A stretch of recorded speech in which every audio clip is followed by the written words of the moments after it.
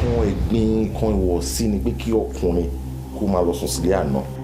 Wọ́n lè jẹ pẹ̀lú gbogbo nǹkan tó dálẹ̀ tí àti ìṣẹ́tù wọ́n tó kìtọ̀ ojú ọwọ́ débi tí àyàdí oúnjẹ wá ń jẹ́ bí elébi bí ọjọ́ kan ti fi pàyàrá ìjà ẹ̀ débi pé nígbà tí mo ṣe wáyé inú ẹ̀ ń bí mi ìwọ́n náà dẹ̀ mọ̀.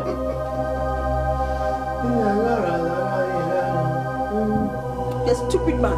Tó bá jẹ́ pé nǹkan tí o ti ń wò nínú ọkàn ẹlẹ́lẹ́ I better could shit it out because it can never happen. Kule, what's the meaning of this? When did you start this?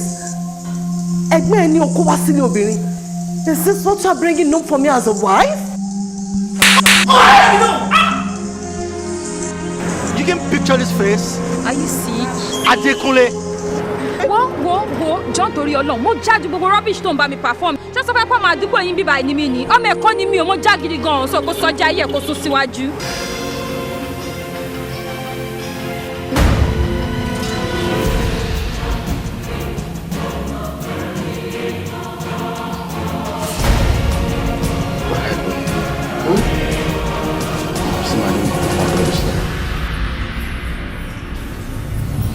Excuse me.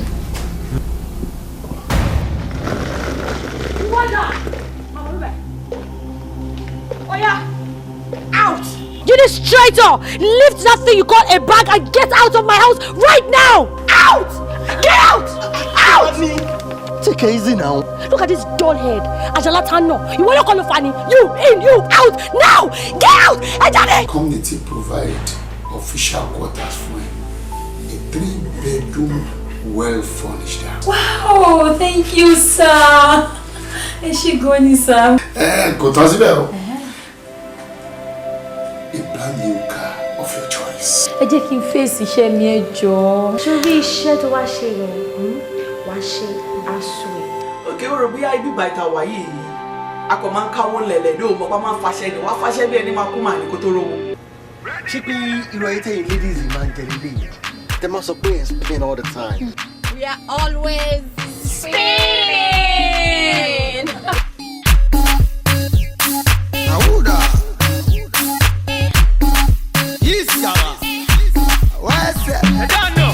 My woman, my everything. My woman, I go feel buy you anything.